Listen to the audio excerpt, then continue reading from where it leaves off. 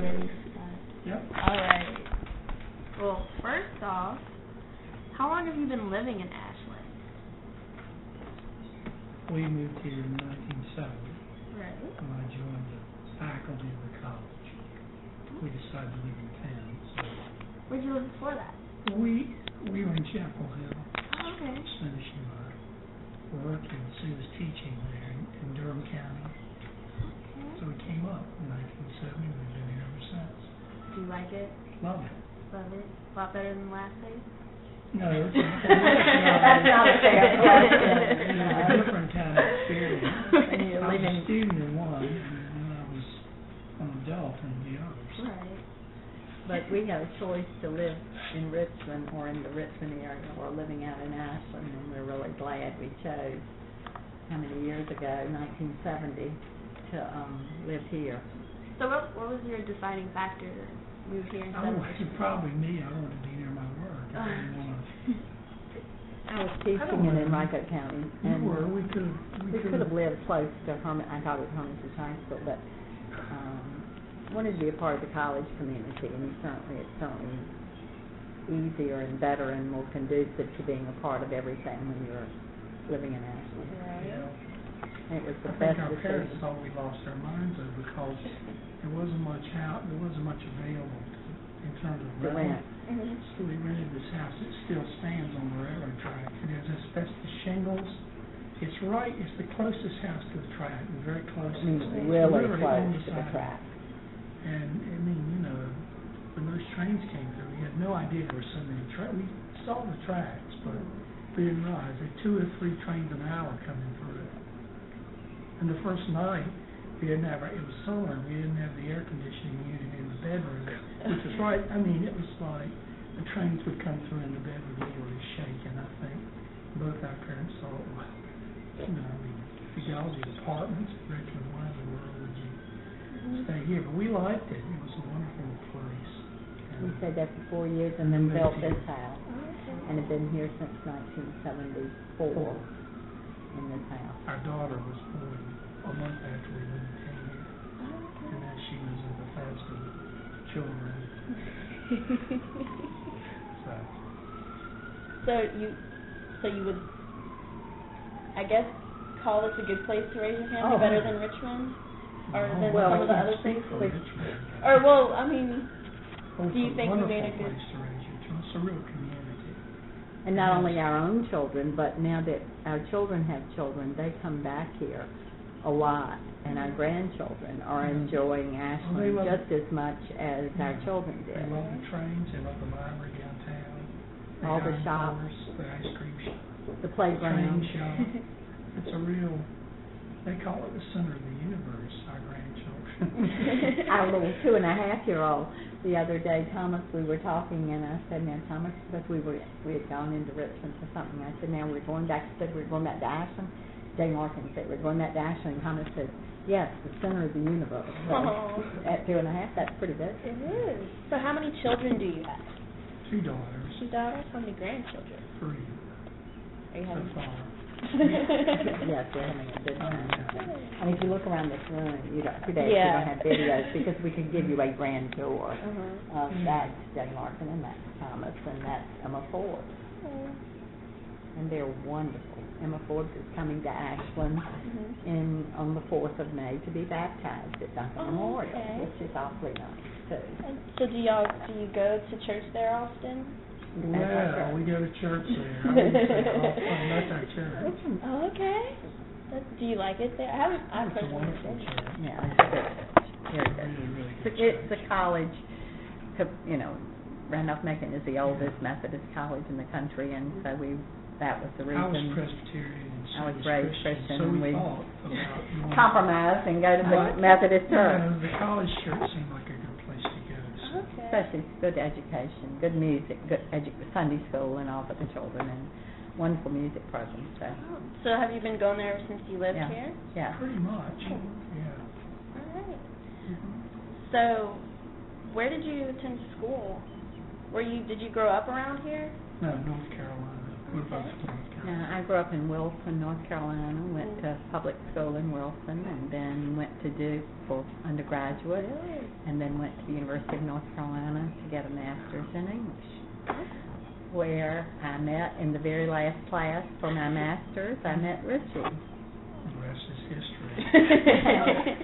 And you grew up in Wilmington, down on the coast, and I went to UNC all the way, undergraduate and graduate. Right. And then we came here. There are very few movements in my life. unlike people today who change jobs and move all over the place regularly. Right. We came to Ashland, and Ritchie started teaching. Came without, and your PhD was not 3 years after I completely finished. But hadn't finished my dissertation. The rest of it I finished. So when you first moved here, what would you do for fun? Going to Richmond a lot. We did. It's interesting. We were. You know. I was teaching in. A lot of our friends were living in Richmond. We were 27. So. We went to Washington a lot. Oh yeah, we did. Went to I theater. We took students to plays in D.C. and we like being on this side of Richmond, toward, even though it's a little further from home, it's closer to D.C. Mm-hmm. And I think, believe it or not, it was a little easier driving to D.C. then. I mean, the traffic. Bad. Man, it's so horrible now. But we still do go to museums up there and enjoy that. But Ashland, it seems like Ashland has even more to do now than it did in terms of nightlife. Mm-hmm. Yeah. When there was no Iron Horse, no Suzanne's, no Ashland Coffee and Tea. There was Andy's. There were no fast food places, if you can imagine. There was no place to buy a hamburger. Well, there was one place, Donna and Vic's for ribs, which is where the Smoky Pig is now. Wasn't there kind of a Dairy Queen kind of place? I don't know, but it was really nothing. There were cow pastures, literally where the shopping centers are now. It was just open. It was very pretty coming in. When you got off the interstate, there were the stations right there. And houses. And then the rest were big old farmhouses going on in. And so it was an entirely different looking town. And now we have all the convenience. So when you wanted to go to a movie, you went into town. Well, no, the Ashland Theater was open. Not when we got here. Then it opened and then it closed. Again. So would you say that all the things that came here were good? Were you excited? Not necessarily. Many call it the messy mile out there with all the, but it is awfully nice in terms of convenience. So you sacrifice the beauty of the trees and the nature for the congestion and the convenience. Right. So, you can't have it both ways. And the center of town stays pretty much the same. Yeah. It's about the best you can do, I think. This area is very little change since we moved here. And it's awfully nice to be able to walk to places. I mean, you can literally walk from here to the library to when it used to snow, we would be able to walk to Crosses to get our groceries, or to take, if you get cabin fever, to go down to the dime store, take the kids, everything, and then they went to school right across the street. So. Okay. Can't beat that. No. Literally walk across the street. So did y'all utilize the trains often, or you drove? Not at first, but well, no, we did. There was not as much service for a while there. There were almost no trains stopping here. There were very few trains, but by the time by the late 70s, they had started. I thought we took the train when we went to Europe for the first time. Did we take the train to New York? No, I think we did. I think right after we got married, we took the first time we'd ever been together to Europe. Right. We took the train and literally got on it here, and took the train to New York, and then I guess got a cab to the airport. I don't remember that, but anyway, we love riding the train to wherever we're going. It's a great asset. There's a great 610 train that puts you in Penn Station in New York at 11:40. So you can, like be there for Friday, the morning early, and then come back. There's a 3 o'clock Sunday afternoon train that gets you here by 9:30. No, 9? well, yeah, 9:30, about an hour late. But we're very concerned that CSX is going to make it more difficult to have the stop. You heard about that? No, I haven't. Well, they're talking about there's another line that goes east if you're near the courthouse, and then joins into this line in Dawsville down the way. And that line goes to Main Street Station, which is the one downtown on the river. And so they're talking about making high-speed. The question is how to get high-speed rail from Washington to Richmond, like they have from Washington to New York. It would be great, because the trains just poke along. Except we don't want to lose the But once you get to Washington, they speed up a lot, and you go real. So they're talking about making these tracks only for freight, and then turning that thing 5 miles away into a passenger. And we're all just very upset about it because passenger trains, it's what makes the town. And a lot of college students, quite a few, we never go to New York, come home. Yeah. You're not 3 or 4 college students coming back. Getting off the train. Baltimore, wherever. And some people commute. Philadelphia. If you get on that 610 train, it stops, it gets to D.C. by 9 o'clock. There are people who commute on that train every day, or 3 or 4 days a week. Or they get off at Quantico, or they get off at Alexandria. But in this day of high prices, things like gas, I mentioned global warming, and it's a much more responsible environmental way to They're going travel. to make this decision years from now, but I think the college students are going to need ultimately to get organized, and the college to insist that we keep the passenger line coming through there was here. a spokesman, I think the provost went to a public hearing about it on Wednesday, but students ought to also be concerned because it certainly is a quality of life issue for How you many guys. campuses do you know that have a train station, right? I mean, there's not many. No. Really, I mean, not in a large city. I guess some of those campuses have subways. Right. But I mean, when you think about it, and you think that you literally walk to the edge of the campus, you're at the railroad station. That's The challenge is that the Amtrak doesn't own the rails. It does in the northeast part of the country, but they have to share the rails with CSX, who owns them, and their main deal is freight and where they make their money. So we have to figure out how the government can help Amtrak to continue to thrive and survive for the common good, I hope which they is don't all get of rid us. Yeah, because I do know a couple of girls who take the train, because they stay far away, right. So well, they use just to go visit, if you all wanted to go up to the museums in D.C., you could easily do You can that do and come that. back that afternoon. You can do that. And people do it all the And time. if gas goes to $5, $6, $7 a gallon, I think we may all be thinking. Not to mention the traffic getting up there and back. It's much more relaxing. You can sit there with your laptop and do your homework and do work and then come back. Anyway, enough about that. Trains. Although, Randolph Macon is in Ashland because of the train. So Yeah. You know that story. Good. So, tell me a little bit about your neighborhood. Why'd you pick this place to build your house? Well, it was There because was an empty lot. there was a house here. It Burton burned Chapman just before we came. house had burned They and I down. talked about that fire. It was a big deal. And then the people next door bought the lot, and the Chapmans didn't want to rebuild, so they just sold this lot to the next door neighbors. Who And they was the chaplain at the college, Yeah, Bill Bill Gibson, and his Gibson. wife Eugenia. And they were going to build a pool back there, which is back there, and they decided to sell this lot and use the money from the sale of the lot to build their pool.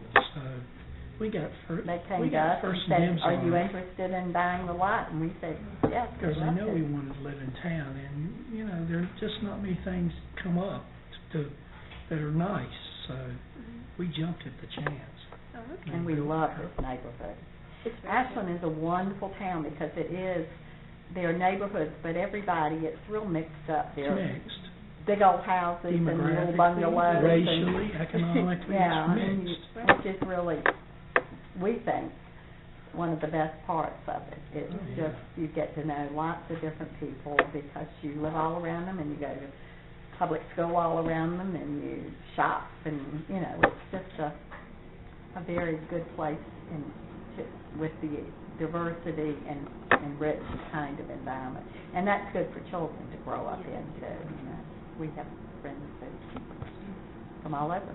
So does Ashland do y'all get carnivals here or fairs or anything like that? We have a strawberry fair every year, which is June on campus 7th. after you all leave. Yeah, if you want to come back, you're not You'll be far here. away. Yeah, I'll be here. I think June 2nd is my first day. That's a nice thing. Then, of course, the sesquicentennial thing's going to be a big deal, and that's going to be at the college, too, in October. October 18th, you'll be here when that goes on. But We just finished Garden Week. yeah, just last Thursday on College Avenue. Did you see all that going on? President's Home Big was deal. included, as well as 5 other houses on College Avenue that people from all over the state, well, all over, came to tour the homes. But there's a 4th of July parade every that's year. great. That's a Hannah Christmas Barton parade? activity. Really? Have you seen the Christmas I didn't. I parade? wasn't here for the that's right. Christmas parade. They ran off thinking cheerleaders were in that parade. The Ashland Christmas Parade, they call it the holiday parade. It's a Sunday before Thanksgiving, like whatever that. It goes through the campus, I think, It doesn't goes right in front of I think Blackpool you Auditorium. I wasn't here. What It's rock have Sunday you been afternoon on? at 2 o'clock. It is a fabulous It's parade. wonderful. Small town parade, just, anything, all the Girl Scouts and the Indian princesses and the Shriners and their little things, lots of wonderful horses and clowns, and it's not commercial floats as much as just homemade chicken wire kind of things that go down the float. And we have every other year. Do you know about our Ashland Musical Variety Show? We've heard about it. Mm-hmm. Since It's going to be next year. in November, it's going to be March 19, 2021. And it started in 1982. Several of us were in Nancy Hugo's kitchen trying to think of a way to raise money to support the Hannah Arts and Activity Center, which is this community building on the railroad tracks that has been a community center since before we It was the came. Baptist church to begin with. Yeah, And then they built another a Baptist new one. church. So this is But a it's been pre-Civil here, War yeah. building. The original. You've seen it, haven't you? When you're going down the tracks, just beyond the little downtown area on this side. It's set back from. It's a pretty little building, real nice. And lots of good things. It sponsors everything from the railroad run to the Blue Month Summer Festival to the Hanover Idols recently competition. And anyway, so we were trying to think of a project to raise money for it. And we had our first Ashland Musical Variety Show. This is our dog. You didn't know there was a dog on here. Don't say his name because he's quiet. Give him no encouragement. Yes. And if you speak his He's name, absolutely he will be in your lap. He Very thinks he's a obnoxious. lap dog. Oh, he will. He'll be all Oh, no, over he's you. not. As long as you don't He have has no idea that he's 108 pounds, and he'll just climb all up in your lap. He's 10 years old, but he acts like he's 2. Anyway, sorry. I should have told you to stop. It's quite shocking. He's about the size of a cougar or a mountain Horse. lion. He's different. I didn't know what I touched in this little. That's okay. Anyway, so we have this show now every other year. We've had it 1982 and 83, and we have it every odd year since. And about 300 people usually sign up to be in the show. And then it started out, Harold Wright and I decided the numbers and sort of put people in the numbers that they choose. Nobody is rejected. Yeah, you don't have to have talent. It's not an audition kind of thing. But we have numbers for parents and children and the children's chorus, and we've got men in drag, and we've got women who do vamp numbers and every kind of teenage numbers, adults who tap dance, children who tap dance, lots of fun and shenanigans. And we've been doing it every other year and been very successful in bringing together the community. There's a wonderful gospel choir. We started in a singing in a rock and roll band, which we enjoy sort of. Hanover Heartthrob, which we enjoy doing, and now Lori Foley helps me. The two of us produce and direct it and have for several shows. And have lots of wonderful, wonderful people who you can't imagine the people who put It's a real together. community show. Yeah. But we will be gearing up as soon as the October birthday party is over. We will be gearing up for another show, and this will be a very special one since it'll be the Ashland birthday show. Right. So are they themed, or you just? Yeah, they're Oh, themed. yeah. We have everything from Ashland's Grand World Tour, Ashland's Grand American Tour. I mean, yeah, we've had everything from growing up. We have a song. I could play you a. If when we finish here, I'll play. I just made a copy of the Ashland song to send to the Today Show that we're inviting to come to the birthday party. So we're hoping that we have lots of Ashland songs. How many towns do you know that have its own song? Ashland, New Center of York, the Universe, Chicago does, and then Ashland. But the lines say Ashland, Virginia, USA, just a whistle on the RF&T, but you'll never find a better place to be. That's enough. The best people live on both sides of the track, which is awfully, true. Cool. Enough about the show. I might have to go to the show next year. Oh, well, you did. March 19, 20, 21. Is that before their break or after? I think our break is pretty late. They usually, is it? No, it's right at the beginning of your break. We always have to have the show when your break begins. So you'll start, we have it Thursday, Friday, Saturday. Your break starts on Friday, so you can go on Thursday. Oh, okay. Don't forget. No, we don't call it a talent show. Oh, the variety show. Ashland Musical Variety Show, because they're... Talent is no impediment to being on that show. No. You don't have to. We do have some people who are very talented. Which is not to say that we don't have some serious talent. There's some people who are not very talented at all, but they just like to carry on. Okay. So, were you in any way involved in politics or things as far as... You've been on the school board for 35 years. In 1976, I was appointed... Has it been 32? Anyway, I was appointed to the school board by 9P, and Hanover still has an appointed school board, not an elected school board, and so I've It's not supposed to be political, so you... Right, it's supposed to be not political. That's the reason it's appointed. Right. Which is not to say that if you're involved on the school board, because the funding comes from the Board of Supervisors, like Chesterfield, where you grew up, or Henrico. So we work closely with the Board of Supervisors, at least particularly during budget time, to communicate the needs of the school system. And Hanover's Board of Supervisors has been very supportive and good about continuing to recognize the importance of funding for our school system. State funds about half our budget from Virginia, and the other half comes basically from Hanover County localities. The federal government, even though it does lots in the way of mandates and requirements, only funds about 3% of our budget. So do you think the school's changed a lot? Oh, yeah. How many hours do you have for that stuff?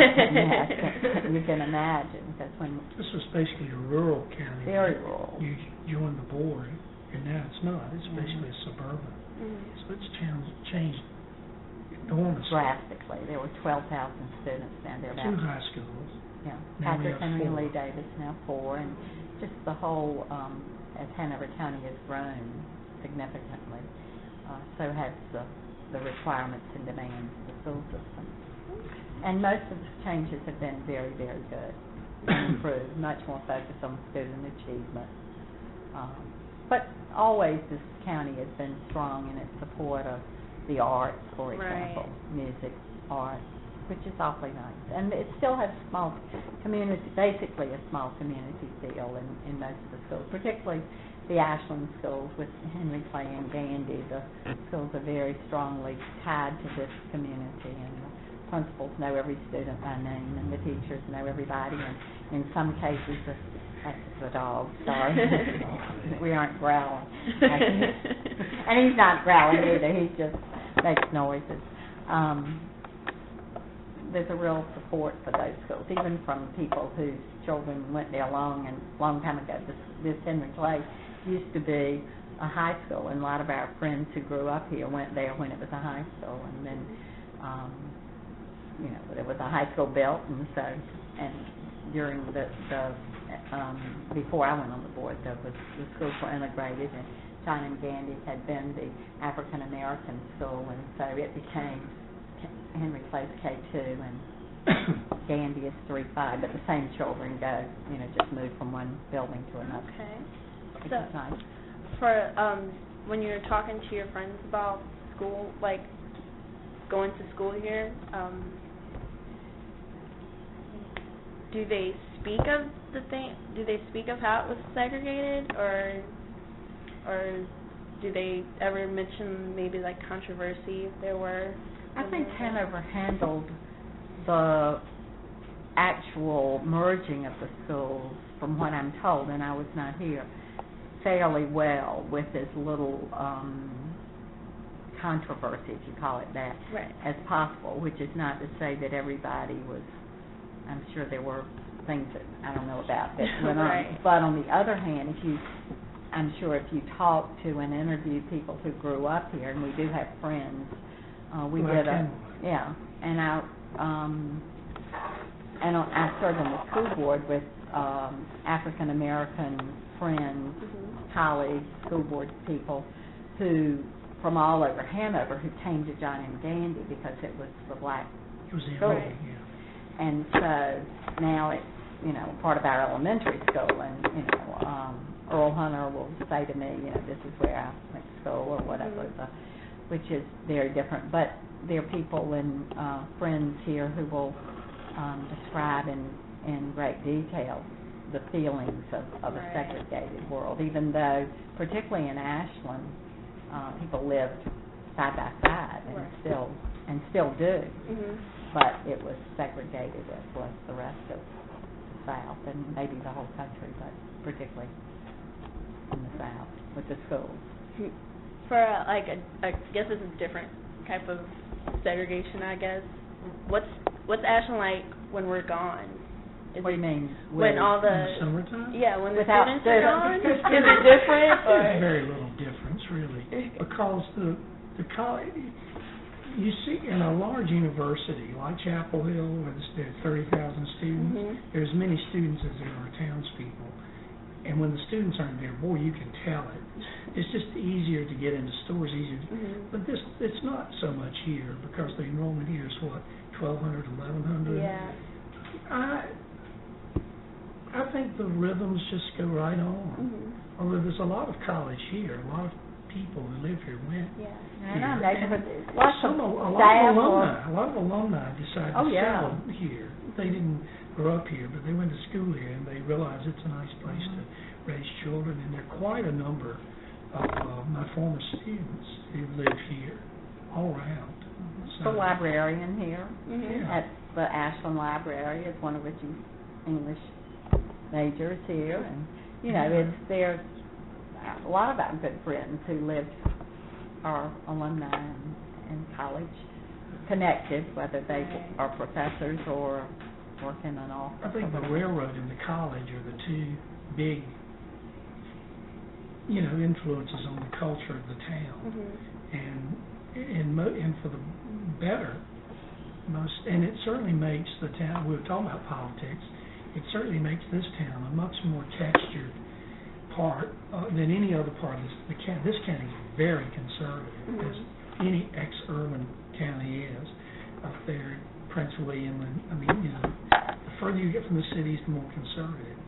And so when the return so many election come in, this county is way Republican. The single exception is this town, which in 4 years ago went for John Kerry by one vote. But, which suggests to me that in all the county, this is the only place there's a balance where you have liberal people, conservative people, all. Otherwise, you get out into those housing tracts. It's all very uniform, and that's what I value about being here. I value knowing that I can express an opinion, and my across the table won't agree with it because he's real conservative. But there are other people in the neighborhood who would. Mm-hmm. You're not by yourself out here. If you happen to be a liberal, I mean, you're not having to go around pretending like you're something else. Mm-hmm. And this is a great thing about it. And this has become better as we've lived here. This town is much more open, much more textured than it was 30 years ago, because people move in here because they sense it's a different kind of place. They come here because it's a college town, Right. which is wonderful. Yeah, they I mean, come how here many because- people? There's symphonies and there are speakers and there's just a wonderful offering if you want to take advantage of it. Yeah. But also, as you say, it's a openness to ideas and to discussing ideas, which are good academic I community. mean, I'm not saying the town's not conservative. There are lots of conservatives here, but there are lots of people who are not. And so A balance. it's a balance. It's a very balanced place, which is unusual. I guess we're spoiled because we are so used to being around people who can disagree and still be good friends. Right.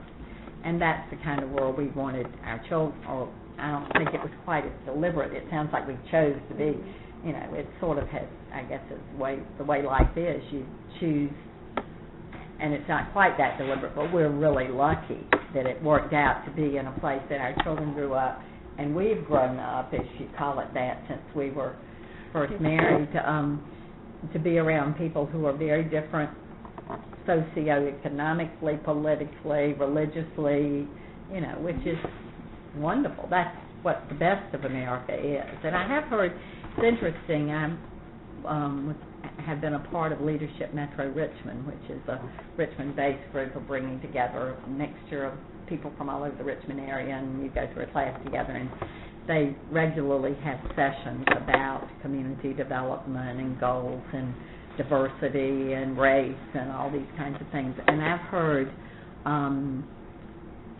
one speaker who speaks all the time to this group talk about and point to, and he used to live in Ashland but then moved to Richmond when he took a big job in Richmond. But I've heard him say over and over again that Ashland is the one place in the entire Richmond area where you have true diversity that thrives and enriches the living, the working, the thinking, the being together, because we do have such a mixture of people. And our show brings that all, it's fun because you can sing and dance together, but it's even more basic, as Ritchie was saying, in terms of just human dynamics. You walk your dog every day and you run into people who have very different kinds of political ideas, but there's a humanness and a commonness that is very good. Do you think that's something that people pick up on as they come through, and that's why a lot of people I think so. here? I definitely think so. I think people... We're told that. Mm-hmm. We're told people who choose to retire here, or when they get near retirement, they want to be in a place where they can walk to the college, to things, they can walk to restaurants, to the coffee shop, whatever. It is an attraction if you like that kind of experience. If you want to live in a world where you go to work and come home and have, be around people, all of whom are pretty much. But the proximity to Richmond, we should say, is an awfully good thing. And one of the reasons this town can be special is that we're 15 miles from downtown, so we can enjoy our small town, privileges, and yet we're very, very close to a larger city. And therefore we can go to plays and go to museums and all the things. But we go to the Barksdale Theater here, or Theater 4 in town. We're lucky to be able to have access to the best of all worlds. And be close to being on 95 and being able to get up and down the eastern corridor is also a true advantage. It's interesting, when we first moved here, friends would come visit, and we'd go to Williamsburg to visit, or we'd go to Monticello, or we'd go to D.C. But more and more, it's like people come and we stay here. They want to be a part of the Ashland, the greater Ashland. And when we say Ashland, we mean anything that's anywhere around here, whether it's Secretariat's birthplace, down the road here, or I don't know. There's something for everyone. We're very enthusiastic, can you tell? Oh, yeah. And Randolph-Macon is the only college in Hanover County, too, which is I think a real, makes it a special place for the entire county, because I think the college is good about sharing its offerings, whether it's speakers, political speakers. This year, Tim Russert is the commencement speaker. I mean, you know, you don't get to hear, and writers, when we first came here, particularly Ritchie was in charge of the Washington Literary Society, and maybe it's because writers were a little less expensive than they are today, but we had every person that you're probably reading in your classes, many of them came to campus, and many still do, although it's a little more costly now to, I think, isn't it, to bring them here. But we have enjoyed that too. You can do as much as you really want to in the way of culture. So, what's your fondest memory or something that's most memorable to you that's happened here in Ashland? Your favorite? Well, the Ashland show, I would have to say, is always my favorite every 2 years, although we rehearse, but having everybody celebrate and sing and dance together and enjoy each other from the audience as well as from the show is my favorite fun event, but also the Hanover County Schools and seeing the way our students have achieved, and our educators and our superintendent. We've got the best superintendent in the country, and just people who work with him and with all the leadership in the schools. We're really lucky to have such a wonderful public school system. What about you? I like Halloween here. It's just wonderful. Tell why. This neighborhood is just great. There are all kinds of displays, and people getting their heads chopped off, and you know, and just ghouls and things up in the trees and strobe lights. And it's just a wonderful, and all the and people. tell them who you are. I'm Superman.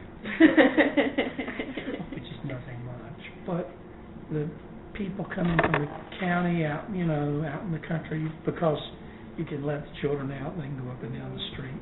I mean, lots. Halloween is wonderful here. Tell them how many we have. Well, I don't know. 250 last year. And they come in. This is a prime neighborhood for trick-or-treating, all in this area. And it's just wonderful. It's just like there's no better Halloween anywhere. In the whole world. You could not find a better Halloween. You ought to come. I should. I missed out last year. Well, you got to. You have to. You can't down say James Street and Howard Street. This is the center of the Halloween spirit. It's just great. I mean, the houses really get decked out. Ours didn't as much decked out as it. But I mean, music and ghosts flying and anyway. It's a sight. It is a sight. Oh, that's exciting. Well, you shouldn't miss it. You need to be a part of it. You should come over. I need to make you a calendar between Halloween and the Strawberry Fair and the everything and the parade. We got to make sure you know about these things. Yes, that'd be great. So, do you have any closing things you want to share? Any last things you want to say? I think we've been pretty thorough about what we like about the town. Good friends. Good friends. And college. And we're pleased. And we're going to retire here. Yeah. Be buried here. We're going to be buried here. So that was a big deal. You can't get much more permanent than that. That's right. And we're y'all. Are you a freshman too, Brandy? It's we feel good about the college, and Ritchie's retiring, and his book just came out, and lots of good things going on. Feel good about the college, and y'all are, as freshmen, I think you've got President Lindgren and his people everything seems to be really going well, and that's good. Want to answer that?